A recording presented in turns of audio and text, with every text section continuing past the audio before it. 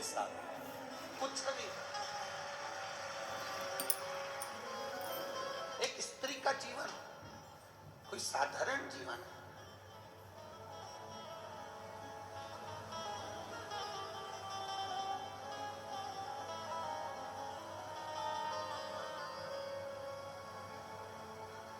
दशरथ जी के घर में संतान नहीं हुई।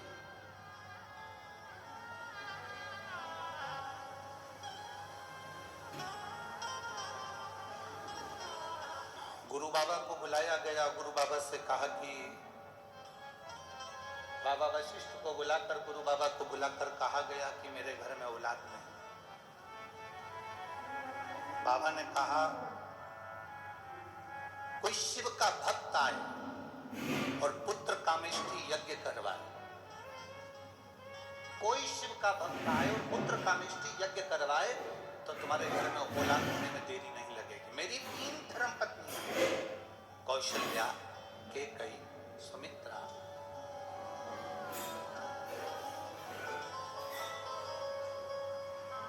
मेरी 3 धर्म पत्नियां होने के बाद भी मेरे घर में औलाद नहीं, तो कोई शिव का भक्त आए और पुत्र कामेष्टि यज्ञ करवाए। वशिष्ठ बाबा ने तो कह दिया, दशरथ जी के कानों में शब्द पड़ गया। पर वशिष्ठ बाबा से दशरथ जी ने हाथ जोड़कर निवेदन करा कि आप ढूंढो कि यज्ञ कौन कराए।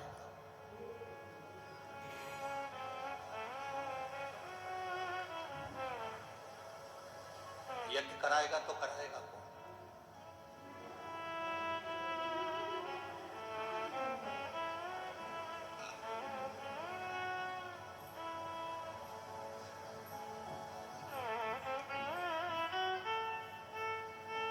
इतना विशाल यज्ञ संतान की प्राप्ति के लिए, पुत्र की प्राप्ति के लिए, इस यज्ञ को कौन करा सकता है? तब वशिष्ठ बाबा ध्यान लगाकर बैठे थे कि इस यज्ञ को कोई शंकर का भक्त कराए। तो उनके स्मरण में आया कि दशरथ जी की माता जी से पूछा जाए।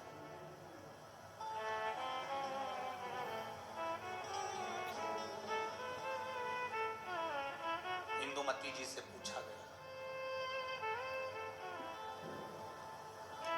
दशरथ जी की माता जी से पूछा गया। वशिष्ठ बाबा ने उनसे पूछा, यज्ञ ऐसा ब्राह्मण हो बताओ जो शंकर की भक्ति में डूबा रहता हो, शिव तत्व में डूबा रहता हो, क्योंकि ये पुत्र कामेष्टि यज्ञ, संतान की प्राप्ति का यज्ञ केवल एक कर सकता है और वो शंकर का कोई भक्त कर सकता है।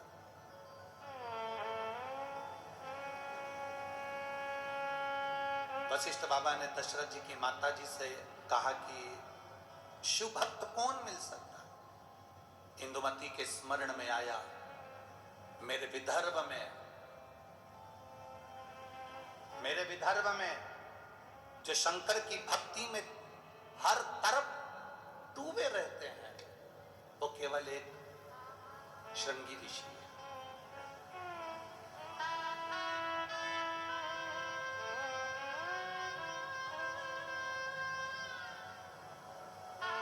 स्कंद पुराण के कभी स्मरण में विदर्भ को पढ़ना। स्कंद पुराण के विदर्भ को यदि आप पढ़ेंगे तो विदर्भ में आप पढ़ेंगे कि दशरथ जी की माता जी ने, इंदुमती जी ने कह दिया वशिष्ठ बाबा से, आप चिंता मत करो, अगर पुत्र कामेष्टि यज्ञ करवाना है तो मेरे मायके में विदर्भ में जो हमारे घर के राजगुरु हैं श्रृंगी बाबा, उनको निमंत्रण दिया जाए। एक स्त्री मार्गदर्शक बन जाती है,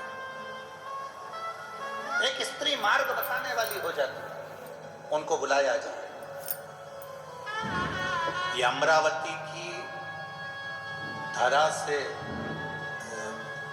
स्कंद पुराण कहती है, विदर्भ का वर्णन करते हुए कहती है, अमरावती से चांदूर बाजार की ओर जब हम जाते हैं तो वहां वन पर्व में वन क्षेत्र के अंतर्गत श्रृंगी बाबा का एक स्थान है जिसको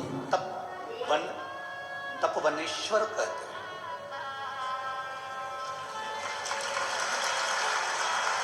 जिसको तपवनेश्वर कहते हैं। आप लोग गए? लीन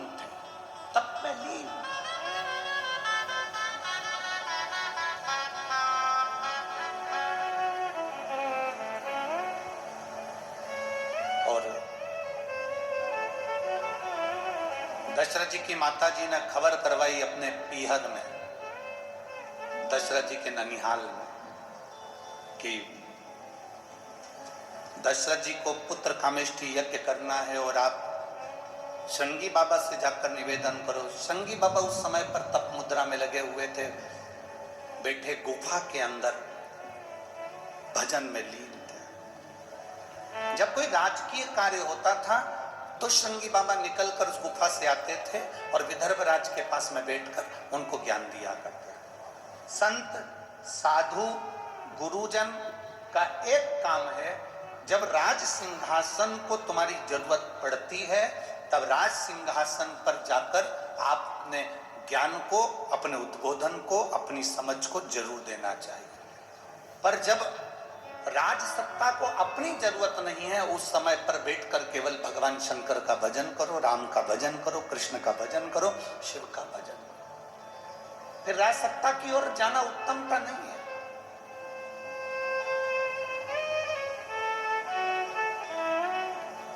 अब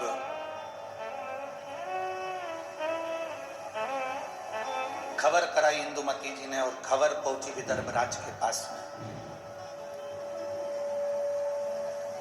सुंदर कौंडन्यपुर में खबर जाती है और वहां पर खबर मिलते ही विदर्भ राज ने जाकर निवेदन करा शंगी बाबा से, मेरी बहन का बेटा यज्ञ कर रहा है और आप जाकर यज्ञ पूर्ण करवाओ, क्योंकि उनको संतान की प्राप्ति चाहिए। शंगी बाबा ने कहा कि पुत्र प्राप्ति के लिए, संतान प्राप्ति के लिए और मैं जाऊं?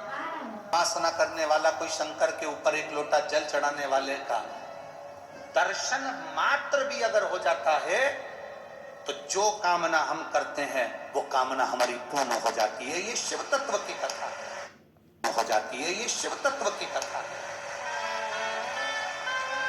ये शिव महापुराण की कथा वर्णन कर रही है।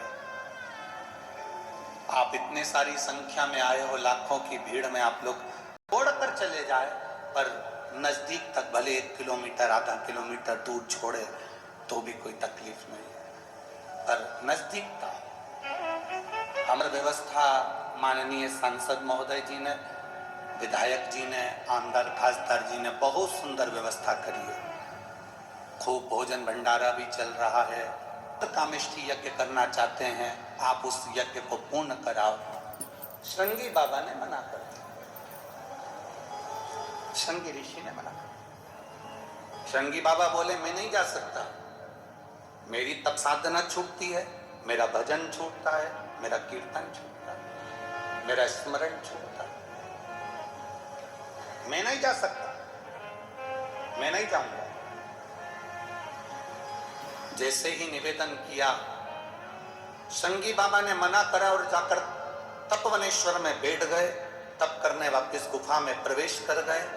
तब जैसे गुफा में प्रवेश कर तप करने में लीन थे, शंगी बाबा का एक नियम पक्का था कि रोज पार्थिव शिवलिंग का निर्माण करना, उसकी पूजन करना, उसकी आराधना करना। आज पार्थिव शिवलिंग का निर्माण शंगी बाबा बस कर ही रहे थे, आधा शिवलिंग का निर्माण हुआ था। पूर्ण तरह से गोल शिवलिंग बना ही नहीं था, केवल हाथ का स्पर्श किया गया था। इतनी देर में तो देवाधिदेव महादेव प्रकट हो गए शंगी बाबा के साथ। देवाधिदेव महादेव प्रकट हुए और देवाधिदेव महादेव प्रकट होकर तुरंत उसी समय पर बोले शंगी ऋषि से, हे शंगी बाबा, अयोध्या के राजा दशरथ जी यज्ञ करवाना चाहते हैं, आप पुत्र कामेष्ठी यज्ञ करवाइए, क्योंकि भगवान नारायण पृथ्वी पर अवतरण होना चाहते हैं, इसलिए अवध में राम आने चाहते हैं। आप करवाओ यज्ञ। आधा शिवलिंग का निर्माण हुआ था, इसलिए आप लोग अगर तपवनेश्वर गए हो, हम तो आज तक नहीं गए। अगर आप लोग तपवनेश्वर गए हो, हम नहीं जा पाए। हम तो कहेंगे सांसद महोदय जी से, विधायक जी से, अगर नजदीक में हो तो एक बार बाबा के दर्शन अवश्य कराएं, जिससे हमारी भी जिंदगी सार्थक हो, जीवन की सार्थक। ऐसी पवित्र भूमि, जिस भूमि से श्रृंगी ऋषि यज्ञ कराने के लिए अयोध्या में जाते हैं, अवधपुरी में जाते हैं, इतनी पवित्र भूमि से, विदर्भ की इस धारा से श्रृंगी ऋषि जाकर जो यज्ञ कराते हैं, राम जी को लाने के लिए पुत्र कामेष्टि यज्ञ करवाते हैं, वो श्रृंगी ऋषि के पवित्र भूमि का दर्शन हो, इससे बढ़कर सुख और क्या हो सकता है। तपोवनेश्वर हम नहीं गए, परंतु वो पूर्ण तरह से गोल नहीं होगा, शास्त्र में लिखा है। क्यों? उसका कारण यह है कि श्रृंगी बाबा शिवलिंग का निर्माण कर रहे थे और इतनी देर में शंकर भगवान प्रकट हो गए। उन्होंने कह दिया आपको इसी क्षण अवध के लिए जाना पड़ेगा, अयोध्या के लिए जाना पड़ेगा। तो वो दोनों हाथ लगा हुआ शिवलिंग का भाग छोड़कर, अर्थात तिकोना भाग कह सकते हैं, त्रिकोणी ऐसा भाग छोड़कर पूर्ण तरह से शिवलिंग नहीं बना पाए, और त्रिकोणी भाग छोड़कर श्रृंगी बाबा विदर्भ राज से आज्ञा लेकर, उनको कहकर, उनको निवेदन कर कर कि अब मैं आपकी बहन के घर जा रहा हूं यज्ञ कराने के लिए, और अवधपुरी में पहुंचे और उन्होंने यज्ञ करवाना प्रारंभ करा। जो यज्ञ करवाया, खीर का कटोरा आया, उस खीर के पात्र को श्रृंगी बाबा ने वशिष्ठ बाबा से कहकर दशरथ जी को दिलवाया। तो दशरथ जी महाराज के मन में भाव उत्पन्न हुआ कि ये खीर का जो कटोरा आया है, ये खीर खाने से संतान की प्राप्ति हो सकती है। जो प्रश्न आज के लोगों को लगता है, सफेद आंकड़े की जड़ बांधने से क्या संतान की प्राप्ति हो सकती है, बेलपत्र खाने से क्या रोग का निवारण हो सकता है, शिवजी पे चढ़े हुए जल को पीने से क्या हमारे शरीर का रोग, शुगर, बीपी, थायराइड, सोरायसिस जैसी बीमारियां भी समाप्त हो सकती हैं, क्या हमारा किडनी, लीवर भी ठीक हो सकता है, क्यों नहीं।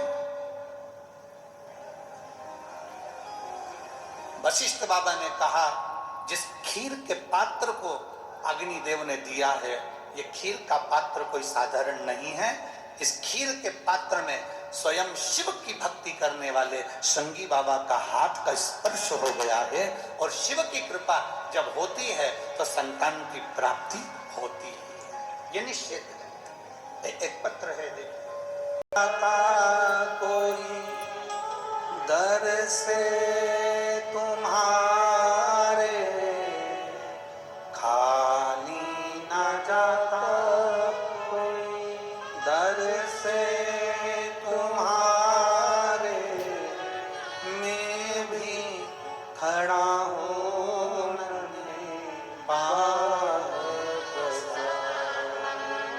अपने हृदय से लगा लो, लगा लो, गिरा जा रहा हूँ, उठा लो,